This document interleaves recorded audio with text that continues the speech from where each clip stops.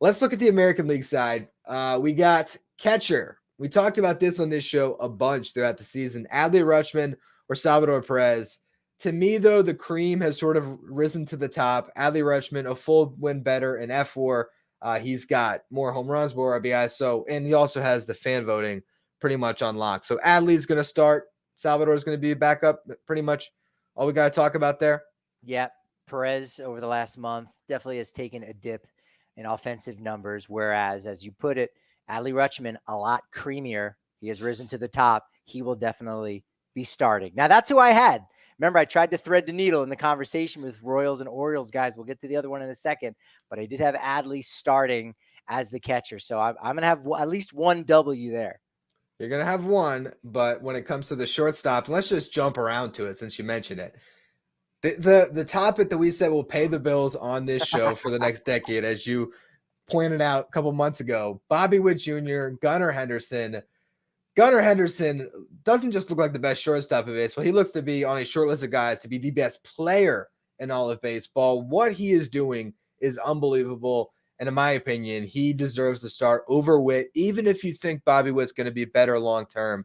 This year, to me, Gunnar Henderson is the best shortstop in baseball. It was a fun conversation for about a month, maybe even 6 weeks.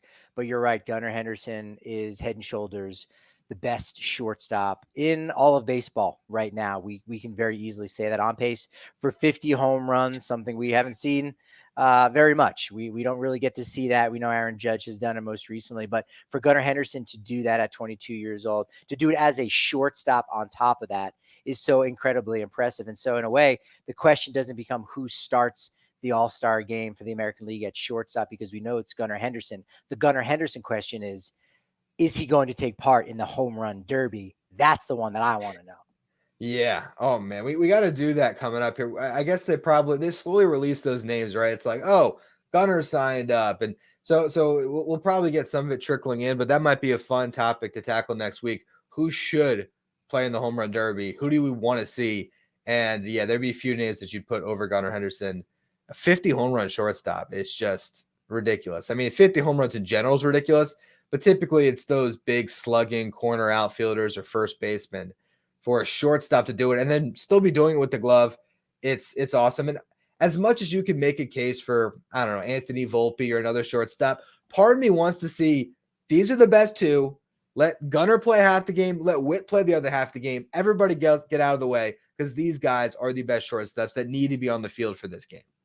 I would argue maybe slightly more creative way to go about it is, for an inning before Gunnar comes out, put Bobby Witt Jr. over at third base, where he started his career, right? And you have one inning of that. That'd be cool. Kind of a different version of, A-Rod and Cal Ripken Jr., but that idea that the entire left side of the infield is going to be the entire left side of the infield for the American League for the next decade plus at shortstop.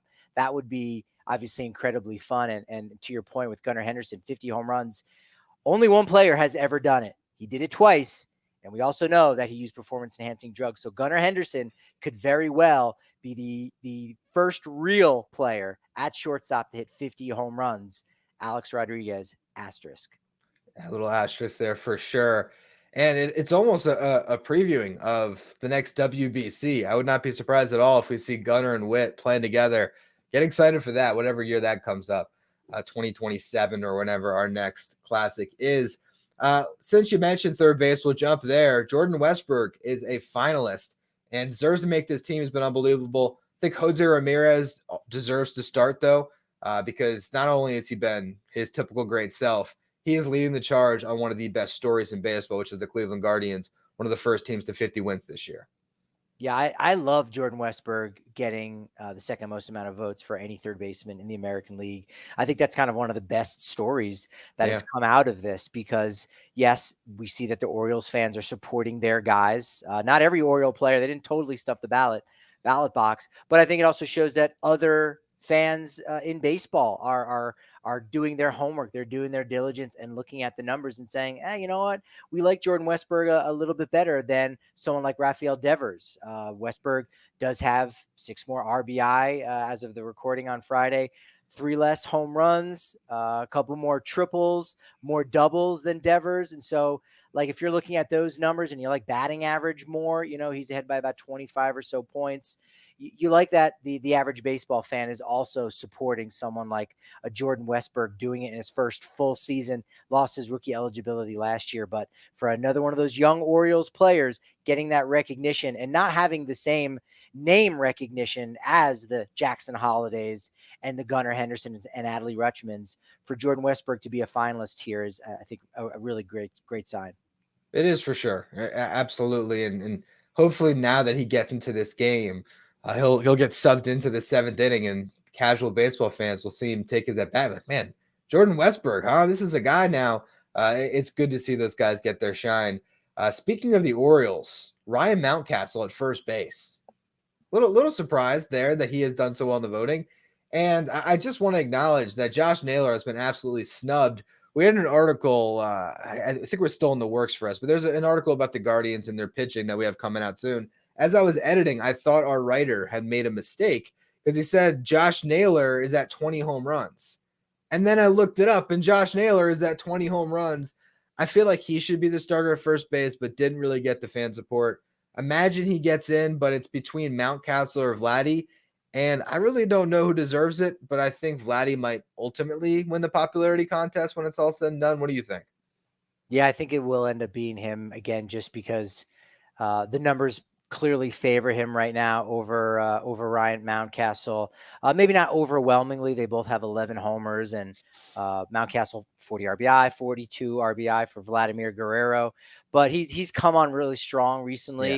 Yeah. Getting some good press in a way for cutting his hair. And I think he homered on Thursday night, and his swing just looked identical to his dad's. He always had that swing. It was the same swing we've been seeing out of him. But I think because of the long hair just wasn't there, maybe clouding that image, whatever it was, he just looked so much more like his father. So that's going to be the one guy that Toronto fans and all of Canada can really get behind and support. And I think, with Vladimir Guerrero Jr., he deserves the starting spot this year. Yeah, but I agree. Josh Naylor, total snub. What's going on with that? He's so exciting. Man, he lights it up. He's legitimately, again, I know Jose Ramirez is probably their MVP, but it's 1A, 1B. Josh Naylor deserves a lot of credit for what's going on in Cleveland. Maybe this is, we got to be taking notes on the future Who's Better topics. So hopefully we got that pad out somewhere. The most underrated trio in baseball, is it Josh Naylor, Jose Ramirez, and Stephen Kwan? Because they are driving that lineup, and it's pretty impressive. And I can do transitions myself. That brings us to the outfield. We'll talk about Altuve and Simeon. They're both going to get in. Let's just leave it at that. Let's look at this outfield. So you got Soto. He's going to be in. Kyle Tucker, hurt. We'll see if he's even ready to go by the All-Star. Aaron Judge, guaranteed to be in, top vote getter. Who's the third outfielder? Is it Stephen Kwan? Because I'd make the argument, a guy that's hitting 370 right now on a really good team, he might deserve it, but I don't know. You might like Anthony Santander. Maybe it is Tucker who gets in the vote and he's able to play right then. But where are your thoughts on this outfield in the American League? Yeah, this is so unique because Judge already has that spot locked up. So now you're only voting for 2 outfielders on that list of 4. And I think all 4 of the fan bases could really show out and represent for their guy. And you say, all right, Anthony Santander, he's probably 4th on the list. But again, Orioles fans are very voracious. We've been saying all year how Kyle Tucker has been that guy that solidified Houston's lineup and has helped get them back in that hunt. So I think he does deserve that. Juan Soto, again, in that MVP conversation. For me, it's Soto and Tucker. But, the more Stephen Kwan, is sticking around 400, or at least threatening to bat 400, and the more people are starting to talk about it and say, hey, why aren't more people talking about it? I think that's going to get more eyes. That could allow him to get more votes and get an immediate, check off in the virtual ballot box.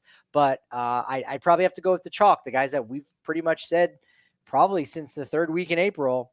Judge, who's already there, Juan Soto, and Kyle Tucker. Yeah, I think so. As long as Tucker is, I think Tucker hopefully should win the voting. And then as long as I think he got hit in the shin or something, or he fouling off his shin. So he's been out for a little bit. If he's good to go, he should be in there. Quan should be a reserve. Other guys to look at for the reserves, Riley Green, maybe to be the Tigers All-Star, although they also might have, well, they will have Scooble for sure, probably Jack Flaherty as well. So maybe you don't need Green to get in there, but 15 home runs for him. He's got 2.4 F4. He might be a guy that gets in there. And Jaron Duran deserves to be an All-Star for sure. I think there might be a question, do both him and Rafi Devers get it? But Duran, to me, if there's one, I think he should be the Red Sox All-Star. Yeah, I think I would agree with that. Again, Devers is that guy on that Hall of Fame path, still has a way to go, but he's obviously in that conversation. He's done enough in the early part of his career. But you're right. You have to think, would Red Sox fans be that much more excited and overjoyed? And I think even Duran may have finished 6th or 7th. So, had Judge not gotten the most votes in the American League, he would have been a finalist, Jaron Duran. So it does seem like Boston may have showed up for him a little bit more. The new kid on the block, the guy with all the triples, all the stolen bases, playing some exciting center field, and really providing some hope for Boston in this, somewhat transitional year. They're still in the hunt. They're still figuring out what they're going to do, playing incredibly well behind a really great pitching staff. But Jaron Duran is that guy they know they're going to have, and is probably a little bit more reliable than some of those young pitchers, because as we know, pitchers do get hurt. You can't have enough of them. But if you have a great cornerstone center fielder like Jaron Duran, you got to jump on that train immediately. And Red Sox fans absolutely are doing that. Yeah, they should. I mean, he's exciting to watch. 20 stolen bases already. That's a guy that I want to see on the big stage getting that shine, because there's probably a lot of casual baseball fans that still don't know his story, as the Red Sox are a little bit less out front and center as they've been in years past. So Duran maybe gets buried a little bit. This is a guy that has played at an all-star level and deserves that nod. Lastly, DH in the American League, Yordan Alvarez, or an Oriole. I guess I should have, in the beginning of the show, give the Orioles fans their due as well, because just like the Phillies fans, one of the best teams in the league, their fan base showed up big time. Ryan O'Hearn being a finalist with Yordan, but I think Yordan deserves to be the all-star game starter at DH, and pretty much deserves to be every year that he's healthy, because he's just the best. Now that Ohtani is cleared, the best DH in the American League. I'm not sure if one of us drafted him or not in the first-time starters draft. We kind of forgot about that. I think it was afterwards we had that conversation going, oh, yeah, that's right. Like, he's this perennial all-star that just hadn't started because of Shohei Ohtani. And so, I'm laughing about, I'm just thinking back to how embarrassed I was during that draft that I forgot Mookie Betts existed. I knew he was going to get hurt, Patrick. I knew it. And that is why I had Ellie De La Cruz. It all worked out for me, didn't it? Because that you may get a dub. I thought about that earlier, and I was like, oh, we're off the topic, but I would love to bring that back. You may end up getting a victory on that one. That's insane. And hey, I kind of misspoke because about the Orioles fans, stuff in the ballot box, because they did. For me, I just kind of have looked past some of them because, at third base, Jose Ramirez is going to win. Yeah. So Jordan Westbrook being a finalist is like, well, that I don't know that counts exactly, because he wasn't first, and he's not going to win it in the finalist round. Same thing with Anthony Santander. I kind of disregarded that, but you get Ryan Mountcastle and Ryan O'Hearn in there. Anyone named Ryan, if you play for Baltimore, fans are going to vote for you. That's a fact. Yeah, got to love the Ryans.